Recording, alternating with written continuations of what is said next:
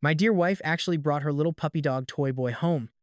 When she pushed the door open, she found me chilling on the couch, casually flipping through the penal code. In my past life, rule number one of mastering mad dog boxing was to thoroughly digest the local legal statutes. If you do not memorize them, you will have zero confidence when throwing hands. I did not even bat an eye. I just casually remarked that it was pretty late to bring guests home, then kept flipping pages. The toy boy strutted through the living room, flashing me a smug, mocking smile. He clearly thought I was completely done for. I sneered on the inside, but my face did not betray even a single hint of emotion. Sure enough, when my wife went upstairs to grab some papers, he did not even follow her. He deliberately hung back in the living room, strutted right up to me, and suddenly dropped his butt onto the floor with a heavy thud. He screamed, "Thorn, what are you doing?" in a voice so shrill it could wake up every stray dog around. I set down my penal code book, watching his little show with genuine interest. Seriously, with acting skills that bad, even background extras in cheap daytime soap operas would call you a tryhard. The sharp click-clack of heels echoed from above. My wife rushed down holding a file, immediately spotting her boy toy on the floor, looking like a total victim. He whined, "Serafina, I just wanted to say hi to Thorn." But he pushed me. The boy's eyes instantly welled up with tears, and his voice actually started trembling. It was a textbook, grade A performance of pure manipulation. I actually started clapping with genuine sincerity. "Beautiful. The Academy owes you a golden trophy." Meanwhile, her face twisted into a dark, furious scowl. She slammed her papers onto the coffee table, marched right up to my face, and whipped her hand back for a slap. Smack. A sharp, echoing crack. My face did not even flinch, because it was not me who got hit. The exact millisecond her hand came down, my fist was already in position. Rule 1 of Mad Dog Boxing: never strike first, but absolutely never take a loss. You think you can lay a hand on me? Watch me return the favor in a fraction of a second. My solid right fist delivered a sharp greeting right to her jaw, though I definitely held back on this one. I only used 30% of my strength, but 30% of a mad dog's power landing on an untested jaw gets explosive results. The hit knocked her clean into a buffering state, stumbling back a few steps. She collapsed onto her butt. She clutched her cheek as the tears came pouring down like a waterfall. Her eye socket instantly swelled into a dark purple bruise. She was shaking all over, partly from pain, but mostly from absolute shock. She had probably never imagined in her entire life that someone would actually dare to hit her. I crouched over her, looking down with a casual expression, like we were just discussing what to have for dinner. "Serafina, your slap was intentional assault. This punch of mine, it is called legitimate self-defense. Article 20 of the Penal Code lays it out plain and clear. Stopping an active, unlawful attack carries zero criminal liability, even if the attacker gets hurt. Now tell me, are you out of your mind?" She clutched her face, her voice trembling. "I'm not crazy. I am wide awake." Standing up, I whipped out my phone, aimed it at the faint red mark on my cheek, and snapped a photo. Evidence locked in. "You hit me first." Caspian scrambled up off the ground, rushing over with a tragic expression to help her stand. He cried out, "Serafina, are you okay? How could you hit a woman? What kind of absolute garbage does that?" He looked so incredibly righteous. His acting skills were back on point. I smiled a warm, genuinely happy smile. "Oh? Does your heart ache for her?" I puffed out my chest and stepped directly into his personal space. The kid was barely 5'7", towering over him at 6'1". I forced him to crane his neck to look at me. "Go on. Hit me if you have the guts. Avenge your precious boss." Caspian gritted his teeth and shoved his hands hard against my chest. "Just that single push of yours? Under the Penal Code, it is categorized as minor violence, but any violence, no matter how light, is more than enough to activate the legal right to self-defense."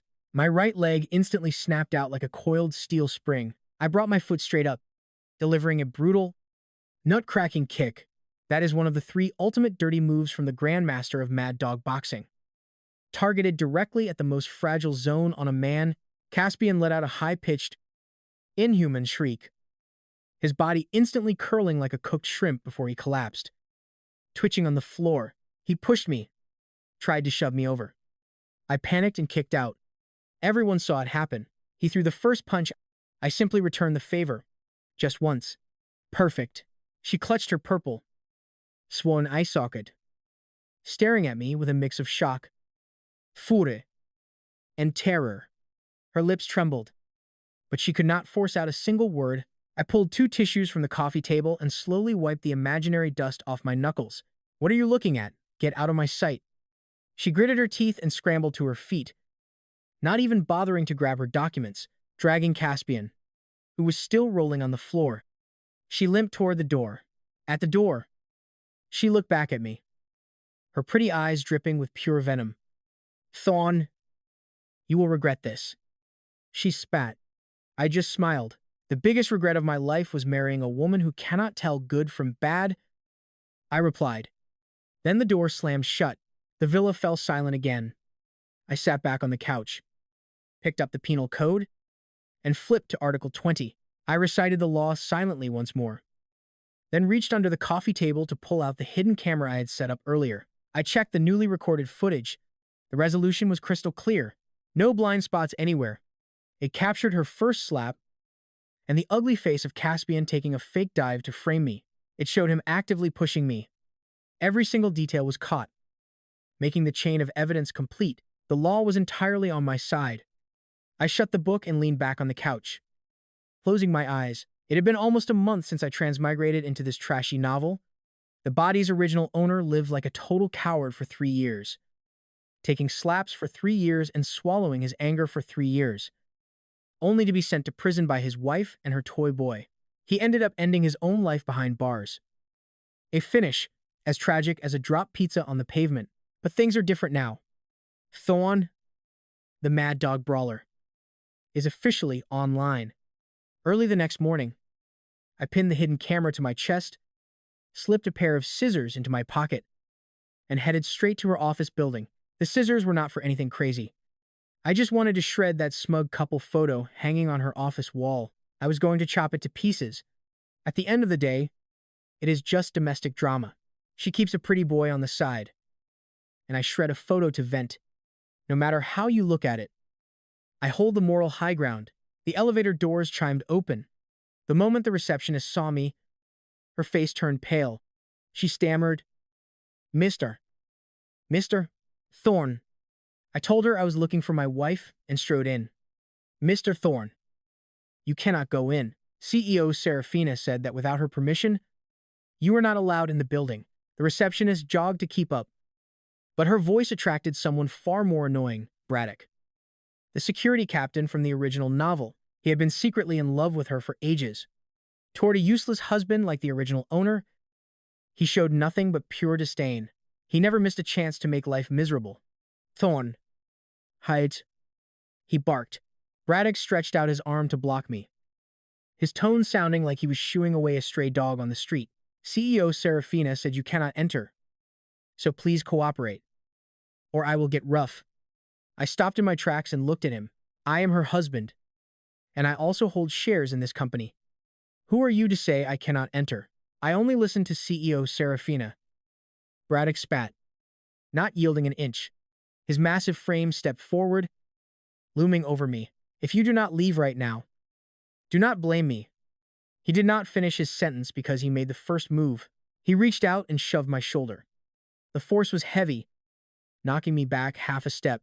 In my version of Penal Code Article 20, shoving has a very clear definition, the start of a violent act. My right foot slammed down. My body coiled like a tight spring and exploded forward. My right fist whipped out, drawing power straight from my waist. In a flash, I unleashed all that built-up force, smashing it clean into the bridge of his nose.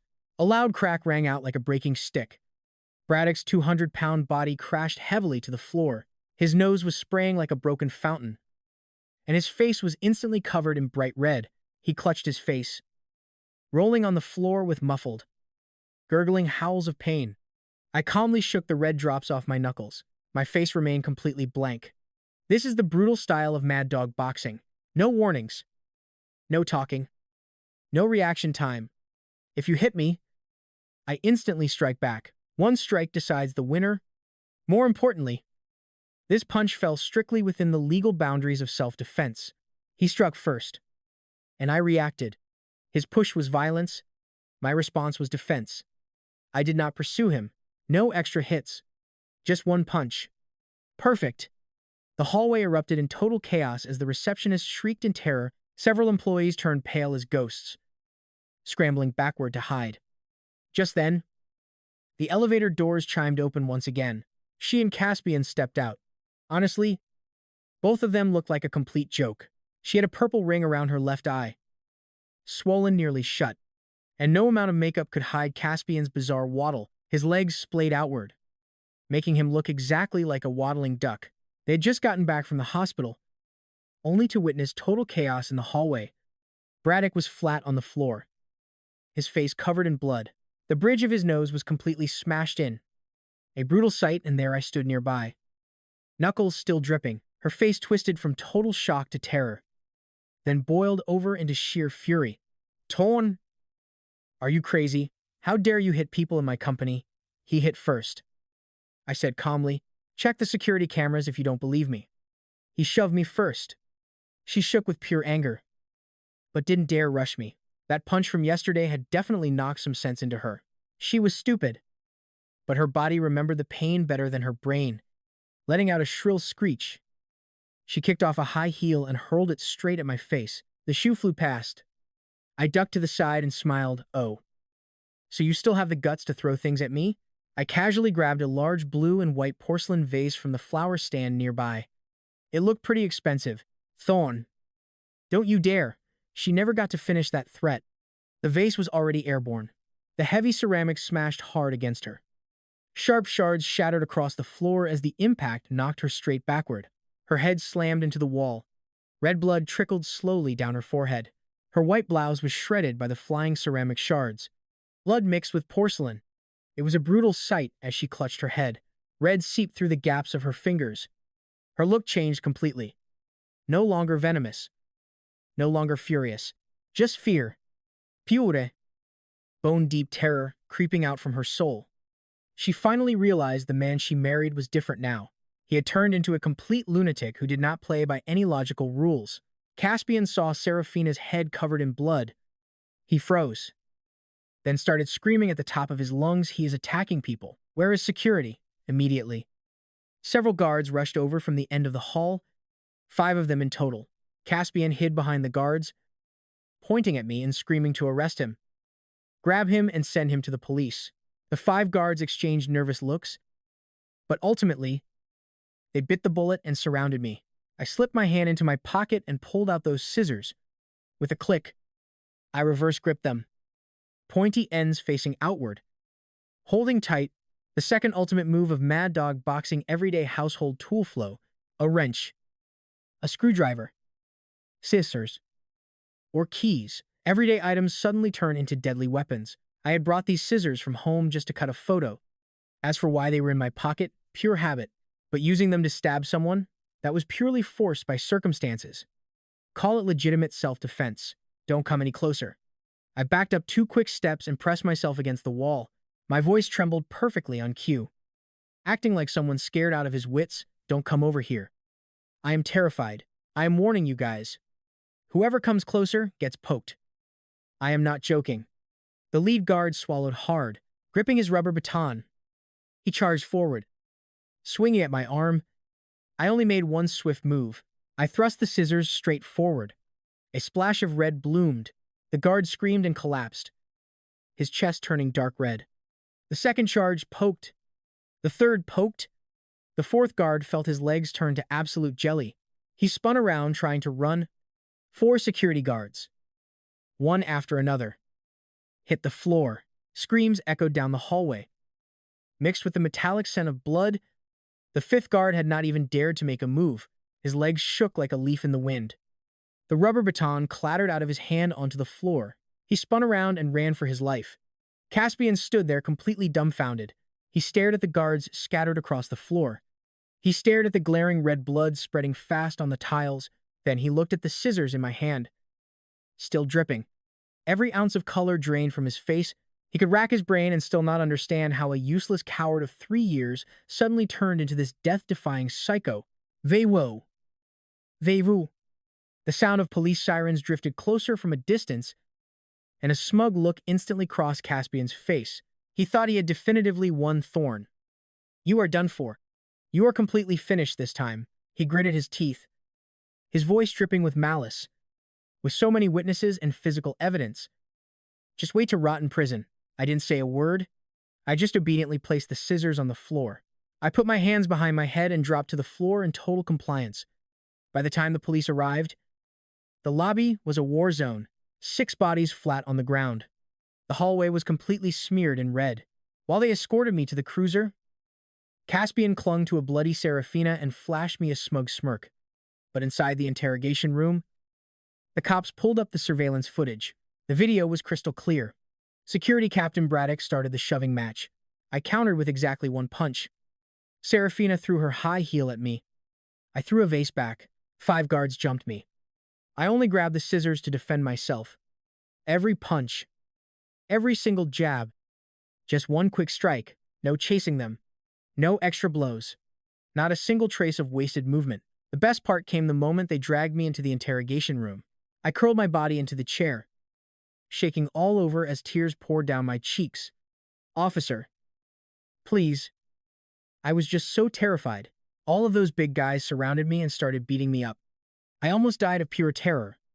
My mind just went completely blank. I did not even know what I was doing. It was just basic survival instinct. I was truly scared to death. I sobbed until I was out of breath, my voice trembling. The cop across from me stared with a deeply complicated look on his face. He probably could not wrap his mind around how this weeping, pathetic wimp sitting in front of him had just destroyed 6 grown men, leaving them searching the floor for their teeth. Still, he had to admit that legally I was completely in the clear. First, I am Serafina's husband. I even hold an honorary title as an investment consultant at her firm. Walking in there was totally legal. Second, carrying scissors to shred a photo of Serafina and Caspian is just a domestic marital dispute. It is not premeditated assault.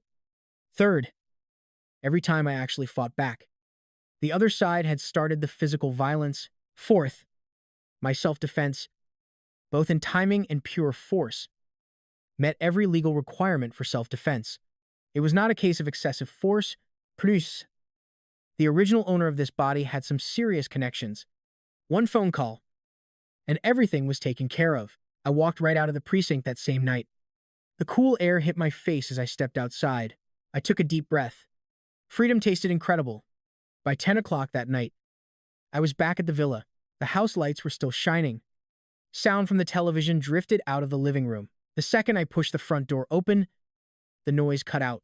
Serafina sat on the sofa, gauze wrapped around her head. Face covered in bandages, she looked like a survivor from a brutal car wreck. Her left eye socket was a deep, swollen purple courtesy of my fist. The moment I walked in, her body locked up. It was more than fear. It was a primal, physical panic. Her body already remembered the cost of crossing me. But her glare remained sharp, venomous, and dripping with pure hatred. You still have the nerve to show your face? She spat, her voice shrill and shaking. Braddock has a broken nose. 3 of my guards are in the hospital. Meanwhile, you cry some fake tears at the precinct and walk free. Thorn, are you even human? I slipped into my house shoes, walked into the living room, and sat down right across from her. I crossed my legs and smiled. The security footage showed everything. Your main man, Braddock, initiated the violence. He shoved me hard enough to knock me back. I stumbled back 2 full steps. If I did not react, his next fist was going straight into my mouth. She claimed he was just pushing, not beating me. But under the penal code, shoving qualifies as an act of violence.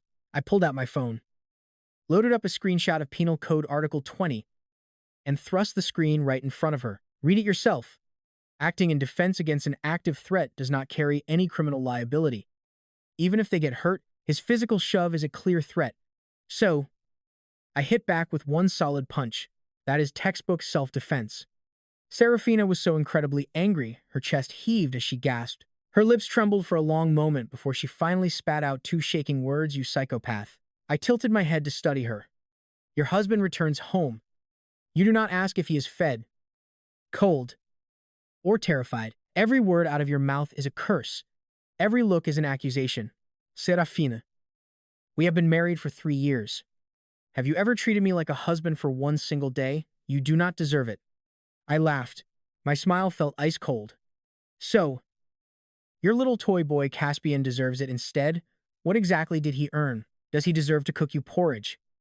Or warm your bed? Suddenly, a soft clink of porcelain echoed from the kitchen, followed by the sound of footsteps. Then, Caspian walked out. He wore a pink apron with a cartoon kitty on it. Looking as domesticated as a newlywed housewife, he held a white porcelain bowl filled with freshly cooked, piping hot pork and century egg porridge. The savory aroma filled the entire living room. Turns out this kid was also carrying injuries. He was waddling like a penguin, legs splayed wide apart. It seems the force behind my nut-cracking kick was no joke. To get out of bed and walk this fast meant he had decent physical durability. But when he saw me, his face instantly shifted to a complex look, full of hidden grievances and stubborn tolerance. Brother Thorn, you are back. His voice was soft, as if terrified of startling someone. Sister Serafina hasn't had dinner yet. So I made porridge. Want a bowl? 2? How gentle? How absolutely nauseating. The moment Serafina saw him carrying the porridge, the expression on her face completely transformed. All the malice she directed at me was instantly replaced by heartbreak and guilt. She gasped. Caspian, your injuries haven't healed. Why are you cooking for me? It's fine. Sister Serafina, he said he would be fine after a few days' rest. Walking over with the bowl, his eyes swept over me fast. But I saw it clearly. Hidden inside his eyes was a single message. I'm waiting for you. I honestly planned to just go back to my room and sleep. Too tired to argue. I had just gotten out of the police station. I smelled like the precinct and just wanted to take a hot shower and relax. But Caspian clearly did not share that feeling. He leaned down to place the porridge bowl on the coffee table right near me. As he set it down, his body brushed extremely close to mine. Then he straightened up to leave. The exact second he turned, his foot tripped on the leg of the coffee table. Pitching him forward, the bowl of porridge slipped right out of his hands, drawing a wide arc through the air. That boiling hot porridge splashed directly toward my face. In that split second, time completely slowed down. I saw it clearly, the angle of his fall, the splash radius of the porridge, the falling bowl. He did this on purpose. The son of a bitch. He actually wanted to use boiling hot porridge to ruin my face. If that scalding porridge hit my face, the best outcome would be severe burns and permanent scarring. The worst outcome would be total disfigurement and blindness. This was no longer some simple scuffle. This was grievous bodily harm, using exceptionally cruel methods under the penal code to cause severe permanent injury. My reflexes fired instantly. The first lesson of mad dog boxing in critical danger. Do not dodge. Counterattack. I twisted my body and tilted my head. The boiling porridge flew past my ear, splashing mostly onto my shoulder and arm. The searing heat made my skin contract, but I had no time to focus on pain. My hand reached for the coffee table. Resting on that table was a Phillips head screwdriver, metal handle. Shiny sharp tip? It was left there from fixing the bookshelf, and I never cleaned it up. Now, it served as my perfect everyday carry tool. I am a family man. After all, whatever gets loose around the house, I tighten, completely logical and reasonable. The moment my fingertips touched it, I remembered mad dog boxing is not about vicious technique. It is about reaction speed. The faster you react to danger, the more effective your counterattack. No need to think or hesitate. The body must always move faster than the brain, gripping the screwdriver like a reverse dagger with the sharp tip facing outward. I raised my hand and thrust it forward. Just one strike. Plunged straight into Caspian's chest. A soft, sickening sound. Metal pierced through fabric, punctured skin, and slid right between his ribs. Straight into the heart. Caspian's eyes widened into perfect circles.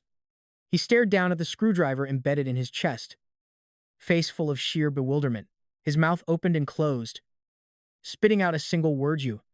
Then his body started to tremble. He pitched forward like a chopped-down tree, dropping hard to his knees on the floor. This was no theatrical slow-motion fall. It looked like he was desperately trying to inhale, but could not catch any air, or like he wanted to scream, but could not make a sound. His eyes stayed wide open. His pupils slowly began to lose focus. The color in his face drained away rapidly, turning from red to white, and then to ash gray. He stared right at me, his lips trembling without making a sound. The whole thing took less than 3 seconds. The living room fell completely dead silent for half a second. Then, Seraphina's piercing scream tore through the air. The sound was so shrill, it could easily shatter glass. She threw herself off the couch, hands plastered over her face. Frantically shrinking backward, she wedged herself into the far corner of the sofa.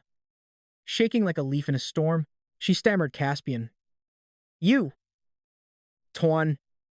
What did you do? You killed him. Her voice was high and rattling, like a fishbone stuck in her throat. I said absolutely nothing. Looking down, I stared at my right hand.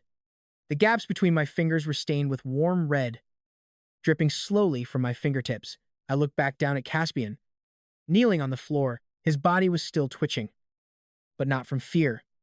These were physiological spasms triggered by massive blood loss. His lips had already turned a bruised, purplish blue. His eyes hung half-closed, making him look like a wilting plant. He is dead. Thorn, you murdered someone, Seraphina sobbed. But he was not. I crouched down, leaning close to Caspian's face. His eyes could still move. A tiny glint of light still lingered in his pupils. The look he gave me was full of resentment, fear, and utter disbelief. He was still alive. My voice was very calm, just loud enough for him to hear, almost a whisper. Caspian's mouth opened and closed as a muffled gasp rolled in his throat. I could not hear it clearly, nor did I want to. Caspian, you splashed boiling hot porridge on me, trying to ruin my face. I stared right at him, emphasizing every single word. That was grievous bodily harm. I only poked you once. This is legitimate self-defense, a self-protective counterattack. Therefore, I do not bear any criminal liability. The light in his eyes scattered completely. Wee-woo. Wee-woo, the sirens were very close. Right downstairs. I do not know if a neighbor called the cops or if Seraphina hit the panic button. It did not matter. I stood up, raised both hands above my head, slowly walked to the doorway, and laid flat on my face on the floor. This is the final lesson of mad dog boxing. Once the fight ends, immediately and proactively cooperate with the authorities. Strive for lenient treatment. The police cars arrived, their flashing red and blue lights making the living room flicker erratically. When the officers stormed in, they saw a man covered in blood, obediently lying flat on the floor, a woman shrunken into the corner of the couch, scared out of her mind, and a young man collapsed in a pool of red, a screwdriver planted firmly in his chest. Freeze, hands behind your head, stay down. I did not move an inch. Officer, Sir, I am not moving, I said, voice trembling. Tears instantly flooded my eyes like a broken dam. I am so scared. Officer. Sir, I am really so scared. He tried to kill me. He threw boiling hot porridge right at my face. I was scared to death. Cold steel handcuffs clamped onto my wrists as I was escorted into the squad car. Looking out the window, I saw Seraphina slumped on the steps of the villa, covered in blood, her eyes completely vacant. She kept muttering something under her breath. The ambulance arrived right behind the police. Several paramedics rushed into the villa carrying a stretcher. The pink apron he wore had long been soaked through with red.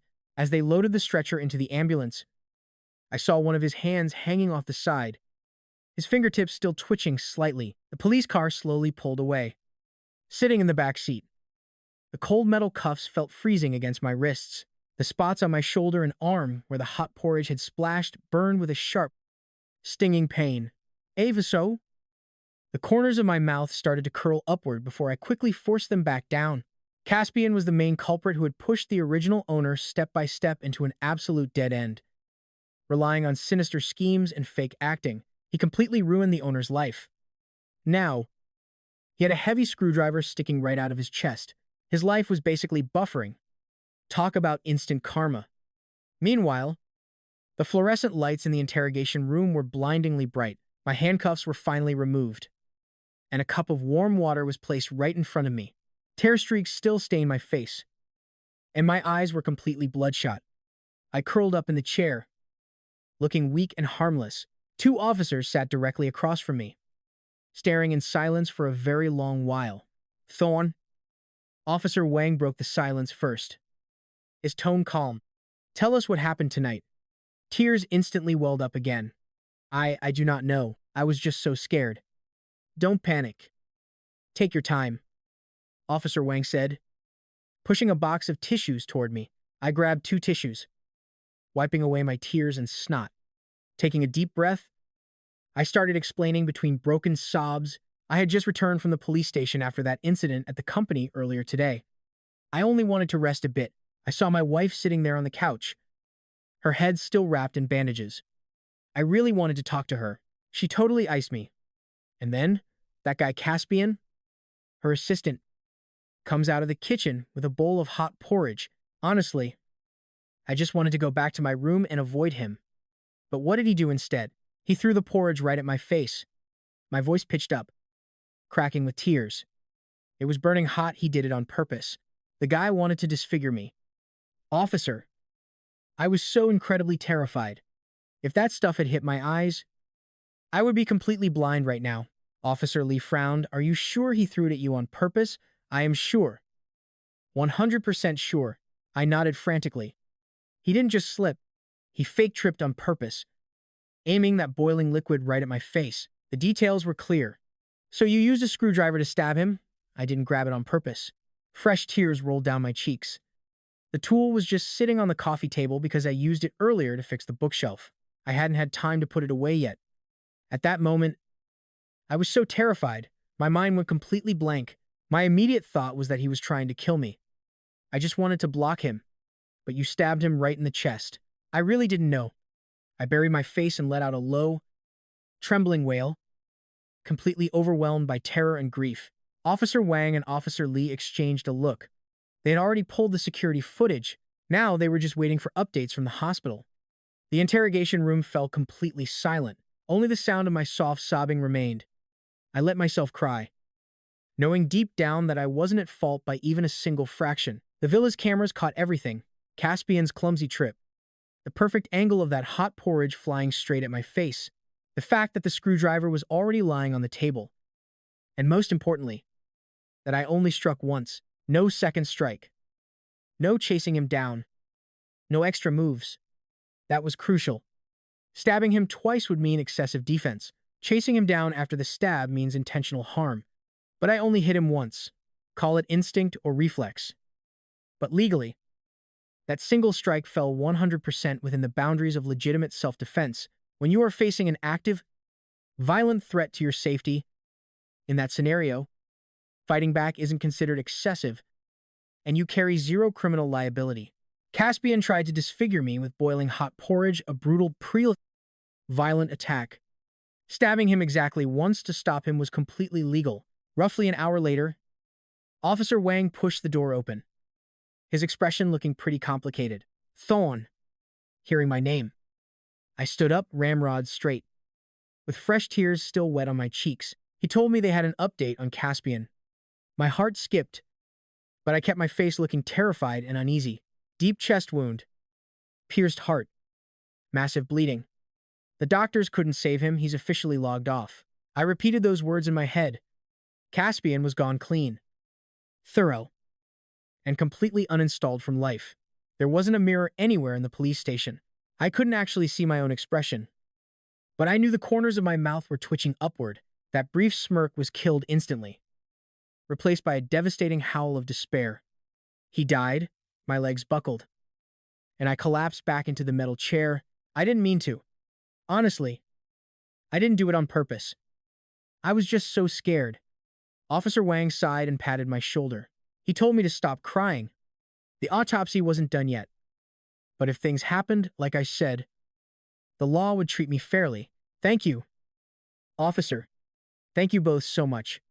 I sobbed, completely gasping for air. Why is my life like this? My wife has a boy toy on the side, and he tries to scald my face off. What did I do to deserve this? Officer Wang's mouth twitched, but he didn't say a word. For the next 2 weeks, I relaxed in the detention center, waking up at 6 every single morning. I went to sleep at 9 in the evening. In my free time, I studied the penal code, building the mental foundations of mad dog boxing. Over those next few weeks, the detectives questioned me several more times. Each time brought new evidence, like the villa footage.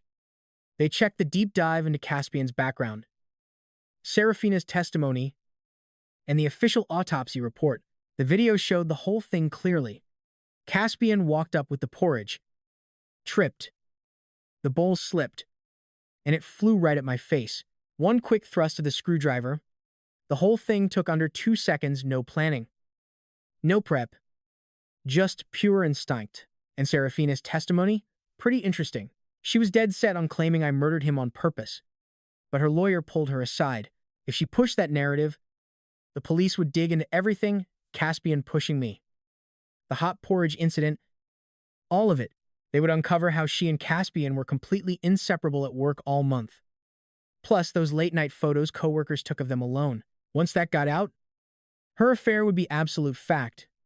And what happens to the cheating spouse when it comes to splitting up the money? She knew the answer to that. So her story quickly changed from murder to a terrible accident. I was terrified. She told the police in a quiet whisper. Caspian, he probably did it by accident. Thorn was just reacting defensively. It was all a tragic mistake. The pure venom in her eyes when she looked at me had not faded, but fear now completely swallowed it. She finally realized the guy she married was not just some crazy psychopath. He was a psychopath who actually knew the law inside out. 2 weeks later, the case was officially closed. Police and prosecutors reached the exact same conclusion. Thorn acted in clear self-defense. He was entirely cleared of all charges. The day I walked out of that detention center, the warm sun hit my face. Freedom smelled better than the richest bowl of chili oil wonton soup. A sleek black Mercedes sat waiting by the gate, its window sliding down. Serafina sat behind the wheel. Her facial injuries had mostly faded, but a faint purple bruise still shadowed the delicate skin under her eye socket. Even thick makeup could not hide it. She stared at me, her expression completely unreadable. Anger, terror, resentment, and helplessness were all tangled together. Get in, she said, her voice completely dead. I slid into the passenger seat and pulled the belt across. What about Caspian's family? They showed up and screamed for a bit, so I paid them off. Then they left. Serafina spoke like she was reading a balance sheet. 2 million. His parents signed the agreement for 2 million. I let out a low chuckle. Pretty cheap. Serafina whipped her head toward me, her eyes completely bloodshot. You killed a man. Do you even care that you ended a life with your bare hands? How can you speak so lightly about it? When he threw boiling hot porridge at my face, he did not care if I was horribly disfigured. He just wanted to splash you, not kill you. Of course he did not want me dead. He wanted a fate worse than death. I watched the city blur past the passenger window, my voice dead flat. Serafina, did you ever stop to think, if that scalding bowl had actually hit my face, what would I look like today? She went dead silent. I could be blind. My skin melted off forever. Everywhere I went, people would stare at me like I was some kind of monster. Do you honestly think you would still want me around? No. You would not. You would have kicked me out with 0 pennies to my name, then run straight into Caspian's arms. I wouldn't have. Oh yes. You would. I cut her off, staring closely at her side profile. Every single day. Your brain was constantly scheming to kick me right out of your life. Serafina bit her lip, staying dead silent. We pulled into our upscale neighborhood and stopped right in front of the house. The moment we stepped inside, she handed me a paper. Divorce agreement. Leave with nothing. Her voice was pure ice. Sign it. We are finished. I grabbed the papers, flipped through a couple of pages, and burst out laughing. Serafina, do you really think spending 2 weeks in a jail cell turned my entire brain to mush? I held up the paperwork, tore it clean down the middle, and tossed it in the trash. We never signed a prenup. We built this business together from the ground up. Every single cent is half mine, especially since you are officially the at-fault spouse, sneaking around with your little boy toy. And now you have the nerve to tell me I get absolutely nothing? I lean back against the cushions and close my eyes, a slow smirk spreading across my face. Either we stay married, or you hand over 70% of the assets. Choose. Serafina clenched her fists until her knuckles turned white. Thorn. What do you even want? What do I want? I chuckled. Nothing major. You are Thorn's woman. Serafina shuddered violently. I reached over, grabbing her chin and forcing her to look me in the eye. Tears welled in her eyes, but she refused to let them fall. I am never divorcing you. Serafina, in this life, you belong to me. In death, you are still mine. You absolute lunatic. Yeah? I am a lunatic. I let go of her chin, staring at her bloodshot eyes. But you are a psycho's wife. Deal with it. The talk was officially over. Serafina refused to look at me, locking herself in the guest bedroom. I just grinned. She probably forgot that the lock on that bedroom door is broken. I followed her upstairs, stood at the guest bedroom door for 3 seconds, raised my hand, and pushed it open. Serafina had just sat down on the bed, seeing me walk in. Her eyes widened. Her voice shook as she demanded to know why I came in, telling me to get out of her house. I told her I enter whichever room I please, closing the door behind me. With a sharp click, I locked it from the inside. That click was loud and clear. Serafina went completely pale. She shrank back into the corner of the bed, hugging a pillow like a shield, warning me not to come closer or she would call the cops. I slowly unbuttoned my shirt, telling her that if the cops showed up, I would call it a lover's quarrel, just a standard marital dispute. We fight, we make up. It is husband and wife business. Do you really think they will care? Serafina bit her lip, trembling all over, walking to the bedside. I snatched the pillow from her hands and tossed it away. I leaned down close to her ear, whispering in a low, threatening voice, "Do not make me use my fists again." Her eyes welled with tears. Tears fell silently down her face, but she stopped resisting and let me do as I pleased. The old fire inside me burned incredibly hot. Early the next morning, sunlight slipped through the gap in the curtains, landing diagonally across Serafina's cheek. She was nestled in my arms, sleeping peacefully like a little kitten with its guard down. Her eyelashes were long and perfectly curled. The tear streaks on her face had already dried. I had to admit, this woman was absolutely gorgeous. Rating her a 99 out of 100 would not be an exaggeration, but she was also incredibly foolish, manipulated by some scheming guy until her head spun. She could not even tell right from wrong, and dared to be cruel to her husband of 3 years. With a woman like this, if you do not knock some sense into her, she will never learn. Without a lesson, she won't think straight. Suddenly, Serafina's phone buzzed with a call, waking her. She groggily opened her eyes and realized she was wrapped in my arms. Her body went rigid for a second, but she did not push me away. Before I could even figure out why, she glanced down at the caller ID. Instantly, she was wide awake, practically glowing with sudden energy. The corners of her mouth curled into a smile as she answered. "Hello. Sterling?" I narrowed my eyes. Sterling, Serafina's longtime crush, and the main antagonist of the story. She had secretly loved him since school, while he spent years studying abroad. Now he was incredibly wealthy, and remained the absolute love of her life. "You are back in the country? Really? That is amazing. Okay. I will head out to the airport and pick you up right now." Hanging up, she threw off the covers and jumped out of bed, totally forgetting she had been nestled against my chest just a moment ago. She rushed barefoot into her walk-in closet, tearing through cabinets to find the perfect dress, holding each one up against herself in the mirror. Her face wore the bright smile of a young girl in love. Leaning against the headboard, I lit a cigarette and took a slow drag. She had been married to the body's original owner for 3 years, yet she never once wore that expression around me. With me, she always wore that freezing cold CEO expression, but mentioning Sterling instantly turned her back into a schoolgirl. Interesting.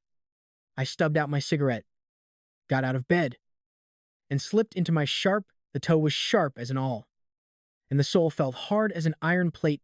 One solid kick with these packed the force of a battering ram. "Going to the airport?" I asked her. Serafina stood before the mirror, holding up a floral dress without even turning her head. None of your business, she snapped. I told her I would drive. She finally turned to look at me, her eyes filled with deep suspicion and annoyance. Not necessary, she said. You are my wife. Me driving you is only natural. I tied my shoelaces and stood up. Serafina's face flashed through a dozen emotions. But she could not argue. I was not wrong. I am her husband. Taking her out was completely justified. The airport arrivals terminal was packed with people. Serafina stood near the arrivals gate, holding a fresh bouquet of flowers. Her face wore a soft, gentle smile I had never seen before. I stood right beside her, hands in my pockets, totally blank. Passengers from the international flight began trickling out. Soon enough, I spotted Sterling. He was over 6 feet tall, dressed in a sharp suit, with gold-rimmed glasses and idol-like features. He pulled his luggage along, his gaze scanning the crowd before locking instantly onto Serafina. A warm smile immediately spread across his face as he opened his arms, calling out to Serafina. Serafina looked as if she were pulled by a powerful magnet. Clutching the flowers, she stepped forward, her eyes already growing red. Sterling, she gasped. The distance between them shrank rapidly. 3 meters left, and his arms were wide open. Serafina was already leaning in. But a split second before their bodies could touch, I made my move. I lunged forward, grabbed Serafina by the wrist, and violently yanked her to the side as she shrieked. She crashed hard onto the floor, sending flowers scattering everywhere. Her palms scraped raw, and her eyes instantly filled with angry tears. She stared up at me in total shock. Sterling froze too, his arms still stuck in that wide-open embrace. He stood frozen in place, but his reaction time was incredibly fast. His warm expression instantly turned hostile. A dangerous glint flashed behind those gold-rimmed glasses. He stormed over, stopping right in front of my face. Who the hell are you? He spat. How dare you treat Serafina like that? I am her husband. Disciplining my own woman got a problem with that? I puffed out my chest and got right in his face. Towering over him, I was easily a few inches taller than he was. Leaning slightly forward, I let my heavy presence crush him. Not happy about it? Go ahead and hit me then. I gave him a crooked, mocking smirk. The provocation was maxed out. Sterling's pupils shrunk instantly. He had spent years running with rough crowds abroad. There was a wild, aggressive streak in him. He was absolutely no pushover or mild-mannered nice guy. Looking down at Serafina, then up at my highly punchable face, his anger spiked straight through the roof. I despise trash who lay hands on women.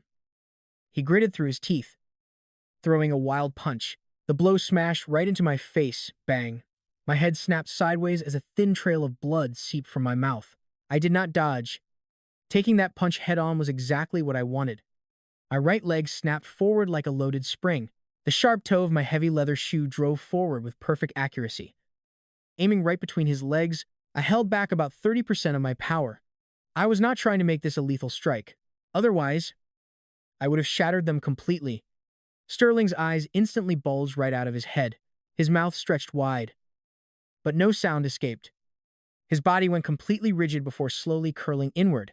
Ultimately, he folded up like a cooked shrimp and crashed hard onto the tiles, finally squeezing out a choked sound. It did not even sound human.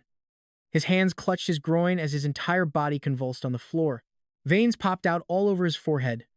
His face went pale, then green, then turned a deep shade of purple. The arrivals terminal erupted into instant chaos. Bystanders screamed and scattered while security guards blew their whistles. Rushing over, nearby, someone whipped out their phone to call the police. Serafina scrambled up off the floor.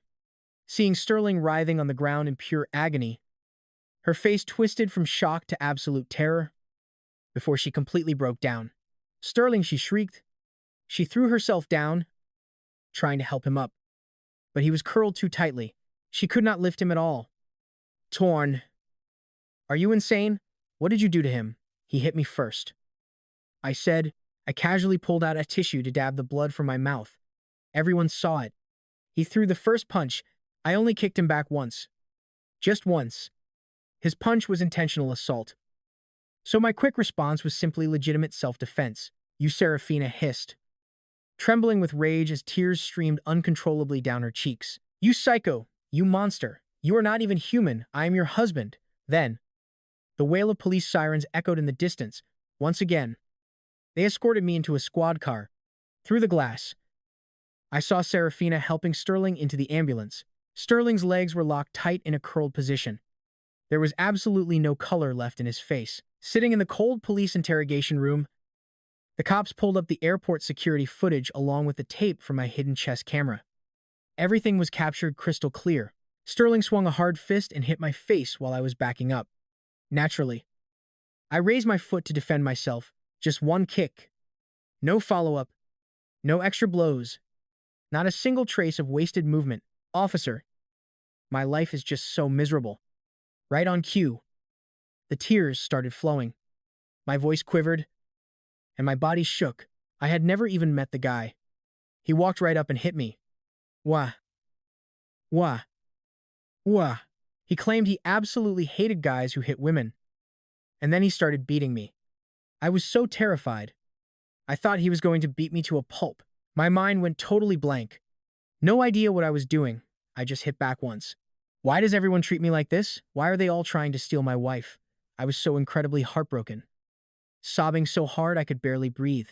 Tears and snot were smeared all over my face. The officer sitting across from me just stared, his lip twitching. But the law does not care about feelings. It only cares about evidence. And the security footage clearly showed Sterling striking first. The previous two cases had also been thoroughly investigated, and both were ruled as legitimate self-defense. So that very night, I was released once again.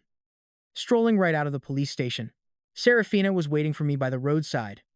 She had changed her clothes, and her eyes were red from crying. She looked at me, her lips trembling for a long time before she managed to choke out that Sterling was injured very badly. "Oh, Elita cigarette?" She said the doctor told her his testicles were shattered, and he could never again. She could not even finish the sentence before crying again. I blew out a puff of smoke, my voice flat, and said he brought that on himself. I asked who told him to punch first. Serafina shrieked, tears streaming down, screaming that he only hit me once, just one punch. "And you ended his entire family line?" She asked if I was even human. "Well, your boy toy threw hot porridge at me, and I poked him with a screwdriver." "Did you think that was too much?" Serafina went completely silent. She remembered Caspian, who was already dead. Compared to that bloody scene, I had clearly held back today. "Serafina, I warned you before. Mad Dog Boxing only ever throws one single strike. That strike might be light, or it might be heavy. The outcome depends entirely on how brutal the opponent's opening move is. You slapped me. I punched you back, totally fair. Your security guard shoved me, so I gave him a pair of scissors. Also fair. Sterling punched me, so I kicked him once. Still fair. If his family jewels shattered, it is just because his fist was too hard. I was terrified, so my instinctual reaction was just a little excessive. If you want to blame someone, blame him." Serafina stared at me, shaking from head to toe. There was hatred in her eyes, fear, and something else I could not quite read. "You have changed," she whispered in a hoarse voice. "You are not the Thorn I used to know." "I was never the Thorn you thought you knew." I stubbed out my cigarette, turned around, and walked toward the street. "Let's go home. Wife, it is dark, and it is not safe out here." The Sterling incident blew up quite a bit. After all, he was a wealthy elite returning from abroad. Media swarmed at first, but in the end, it did not cause any real waves. The security footage was right there. The legal statutes were right there. My actions were defined by just 4 words: legitimate self-defense. Actually, after the news broke that Sterling threw the first punch, public opinion overwhelmingly mocked him, saying he completely deserved it. They said he studied abroad but returned with 0 class. If it was a matter between a married couple, what business did an outsider have? Throwing the first punch and then acting like the victim. Serafina's company's stock took a small hit. After all, everyone now knew her husband could beat people up without ever breaking the law. But I did not care about stock prices. I only cared about whether I was having a good time. Back home, Serafina locked herself in the guest room and refused to come out. Without bothering her, I sat alone in the living room, flipping through the penal code. While reading, I mentally reviewed the upcoming plot points. In the original story, after her first love, Sterling, there were still three heavyweight male supporting characters. Her childhood friend, Julien. He was gentle and considerate, treating Serafina like a queen. Then there was Valerius, the playboy CEO of Sutian Group, chasing the classic domineering boss trope. I could not quite remember the last one. Anyway, he was just another high-quality bachelor. In the novel, the original husband was stepped on by these men one by one, framed, sent to prison, and met a tragic, miserable end. But the script has changed now. A Thorn production. Guaranteed quality. My script has only one storyline. Whoever touches me, I ruin them. Whoever bullies me, I wreck them straight into the afterlife. Whoever dares to go after my wife will be physically and biologically erased. Legitimate self-defense. Defensive counterattack. Just one strike. And every single strike is lethal. A few days later, male, supporting character. Number 4 finally arrived. Julian and Serafina grew up together. Their families were old, close friends, a financial prodigy. Gentle as Yada. He always spoke softly and remained completely devoted to Serafina. In the original novel, he was the gentlest guy around. He never clashed with the original host, choosing instead to quietly stay by Serafina, radiating a warm light that supposedly brightened her dark life. Honestly, these soft boys are the absolute worst. They don't hit or curse. They just linger around, radiating pure, gentle cringe. Every few days, he drops a line about how she lost weight or asking if she's doing okay. It is enough to make you throw up stomach acid. I happened to be at Serafina's office the day Julian dropped by, posing as their investment consultant to sign off on some quarterly reports. Walking through the doors, I caught him sitting in her office, the two of them laughing and sharing a cozy cup of coffee. Serafina was wearing this sickeningly sweet smile, and a look she had never once directed at me. Julian was sporting a crisp white shirt, sleeves rolled up, with some low-key luxury watch gleaming on his wrist. He looked at Serafina with eyes so dripping wet with affection it made me sick. I stood at the door for 3 seconds, then smirked. Julian spotted me first. He stood up right away, offering a polite nod and greeting me as Brother Thorn, introducing himself as Serafina's friend. He sounded incredibly gentlemanly and totally nauseating. Serafina's smile instantly vanished, her face turning ice cold. She asked what I was doing there. Just signing reports, I said, waving the paperwork. I shifted my focus to Julian, asking if he was the childhood friend I kept hearing about. He smiled and confirmed their families were close. He kept smiling, so I asked if he knew his dear childhood friend was married. That made his grin freeze for a split second. He claimed he knew, so I said good. I walked inside, claimed the seat right beside Serafina, and casually crossed my legs. I asked if they thought flirting right in front of me was a little inappropriate. Serafina scowled, telling me to stop being unreasonable because Julian was only there to discuss serious business. I asked what kind of business, but she snapped that it was company business and none of my concern. I tilted my head, asking if an investment consultant was suddenly banned from knowing company business. I asked her if she wanted to split our assets already. Her lips trembled, but she shut her mouth. Julian let out a soft sigh, grabbed his briefcase, and stood up, telling Serafina they could finish their chat another time. I blocked his exit, offering to show him the door. He tried his best to keep his composure, smiling. He accepted my offer, calling me Brother Thorn. Then we stepped into the elevator together. The second the doors shut, my fake smile completely vanished. I looked at him coldly, warning him that I did not care about whatever past they shared. She is married to me now. If I catch you hanging around her again, I will break your legs. Julian did not flinch, keeping his soft facade intact as he claimed I was misunderstanding things. He insisted they were just friends. I laughed, grabbed him by the collar, and slammed him against the elevator wall. I asked if he took me for a fool, pointing out that he had loved her for over 10 years. His mask finally slipped, showing a split second of panic before he quickly forced it back down. He told me to let go, but I refused, leaning in close with a smug grin, daring him to take a swing. I promised him a fair fight if he dared to touch me. His fists clenched and veins popped, but he did not move. This kid was smarter than Sterling. He actually knew how to hold back, releasing his collar. I gave his cheek a slow, insulting pat. I quietly called him a coward. The doors slid open and he walked out quickly. He did not look back, but I knew this was not over.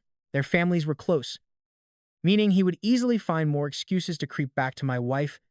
Sure enough, a week later, both families arranged a big dinner party and invited the two of us to join. Since I was the son-in-law, I obviously had to show up. The moment I walked into the private dining room, I saw Julian sitting right next to Serafina, chatting happily while her parents practically glowed with joy. As for me, they acted like I was invisible. The Liu family had never approved of our marriage anyway. Her parents always thought Thorn wasn't worthy of their daughter, but Julian was their dream son-in-law. I took my seat without making a scene, quietly eating the rice in front of me. Julian picked up a piece of food and placed it into her bowl. Serafina looked up and smiled warmly. Julian's dad toasted with her father, joking about how the two of them were always destined for each other. Her mother squeezed her hand, and the entire table felt incredibly warm, happy, and tight-knit. I felt like a total ghost at that table. Actually, worse than a ghost. At least a ghost isn't a massive eyesore. I sat there while everyone tried their hardest to ignore me. I slowly counted the grains of rice in my bowl until Julian put food in Serafina's dish yet again. That was it. I spoke up. Julian, do you really think I won't beat the crap out of you? The laughter died instantly. Every single eye at the table snapped to me. Julian's chopsticks froze in midair. His smile vanished.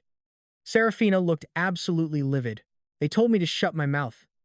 But why should I? I set down my chopsticks, leaned back, and slowly looked around the table. My wife is sitting right here, and next to her is a guy who clearly wants her, putting food on her plate right in front of my face. Meanwhile, her parents sit right there talking about how they're a perfect match. So excuse me, but why exactly should I shut my mouth? Serafina's father scowled. He asked what kind of nonsense I was spewing, and if this was the place to cause a scene. Me? Causing a scene? I just laughed. I told them I just wanted to ask Julian something. Giving her food is fine. But what is with that look? Is that really how you look at a friend? Julian finally lost his cool. He set down his chopsticks and spoke in a soft voice. He claimed I was totally misunderstanding, but I wasn't.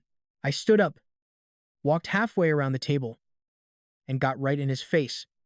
Julian, I am going to tell you this one last time. Serafina is my wife. If you ever get close to her, serve her food, or look at her like that again, I will break you. Julian clenched his fist. His father stood up too, telling me to watch my tone. I told him I was watching it, staring right at Julian. What? You got a problem with that? Julian's chest was heaving.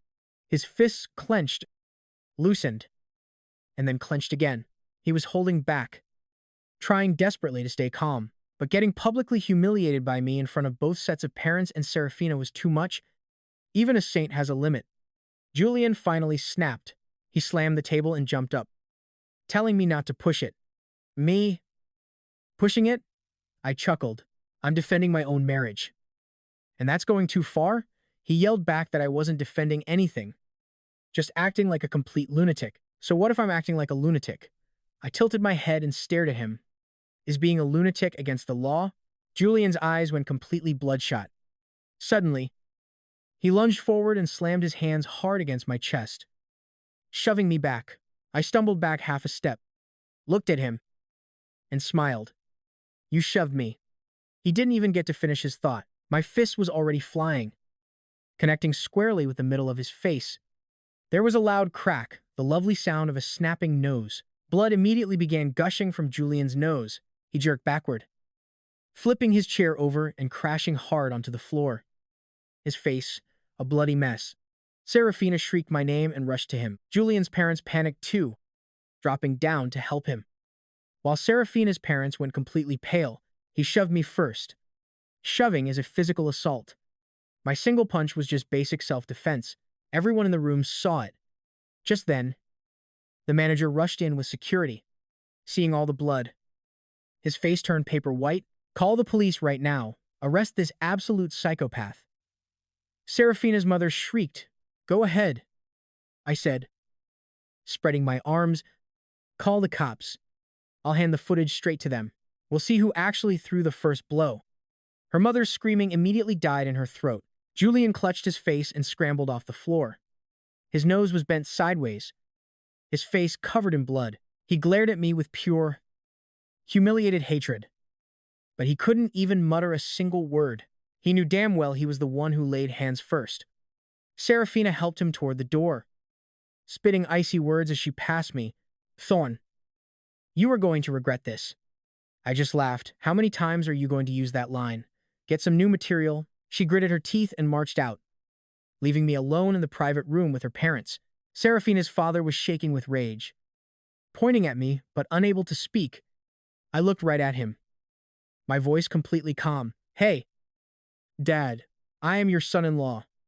When another guy tries to steal your daughter, you don't back me up. You side with him instead. Do you really think that's right? Her father opened his mouth, but he couldn't find a single thing to say. I told them I was leaving. The bill was paid, and to enjoy their dinner. Then I grabbed my coat and walked out. The cool night air hit my face, refreshing me instantly. I took a deep breath and let a slow smile spread across my lips. Another one down.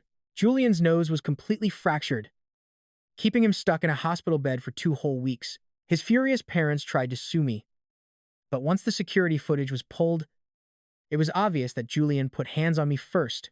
I only threw one punch back. It was 100% legal self-defense. But Serafina disappeared for days since she would not come home. I went straight to her office to find her. I sat on the couch right outside her door, doing absolutely nothing but staring. She broke under the pressure and finally came home.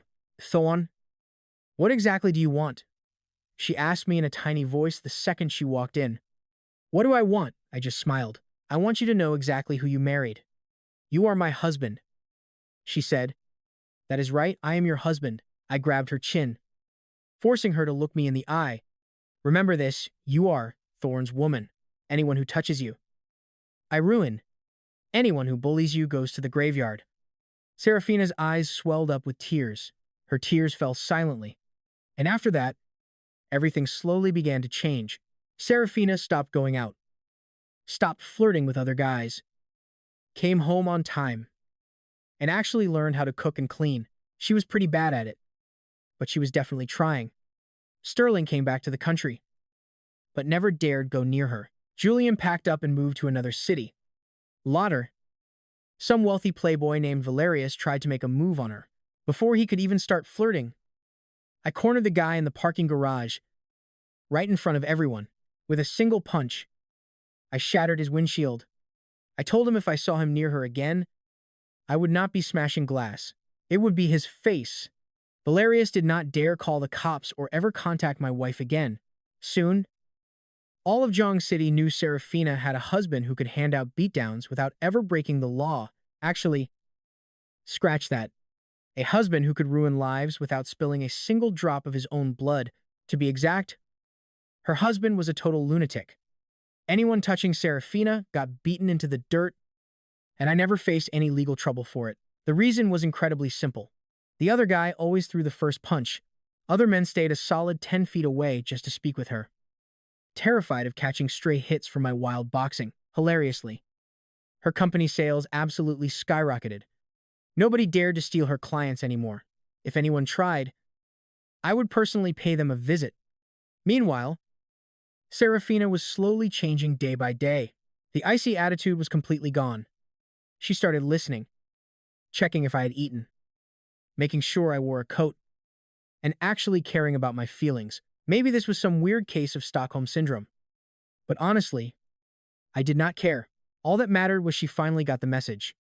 You do not mess with the man you married. 2 years down the road, Serafina gave birth to boy and girl twins. Both of them looked exactly like her. Both were ridiculously cute. I held our son, while she held our daughter. Our family of 4 lounged on the living room sofa under the warm, bright sunlight. Then Serafina rested her head on my shoulder. She spoke in a very soft whisper. Thorn, she said, Do you think our son is going to turn out like you when he grows up? What is wrong with turning out like me? I laughed. Being like me is great because I never lose. You mean beating people up over every little thing? No. I corrected her. That is called legal self-defense. It is defensive counterboxing. One quick strike, and every single hit is fully justified. Serafina rolled her eyes, but she was smiling big. She asked why she had ever married such a lunatic in the first place. You did not marry a madman. I told her, you married a protector. Serafina stayed completely silent. She just snuggled a bit deeper into my chest. Looking down at our two babies, a wild thought suddenly crossed my mind. When they get older, I have to teach them how to box. The rule is simple, never throw the first punch. But if you get hit, smash back, and when you strike back, you make sure to hit them so hard they never dare cross you again. I also need to teach them the law. They have to learn early how to throw hands without ever crossing the legal red line. I casually pitched this idea to Serafina. She immediately reached over and playfully slapped my shoulder with zero force. Do not you dare try that, she warned. I laughed and asked why on earth I would be scared. My survival skills are incredibly useful. Serafina opened her mouth to argue, but our crying baby boy cut her off by wailing at the top of his lungs. She scrambled instantly to soothe the crying baby, whispering that he was acting exactly like his father. Watching her rush around the room, I could not help but grin. 2 years back, the old Serafina was an arrogant, ice-cold executive who would slap me in a heartbeat, fool around with rich young playboys, and completely turn on me for her past flame.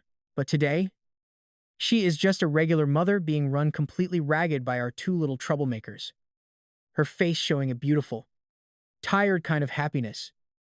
Baby formula stained her hands as she muttered about chores. But somehow, her gaze had completely changed. The cold, condescending glare was gone. In its place was a heartwarming gentleness I could barely even describe. A man is supposed to protect his family. If the sky falls, I will be the one to hold it up, and anyone who dares to touch this sky, well, I am going to make them taste my mad dog fist.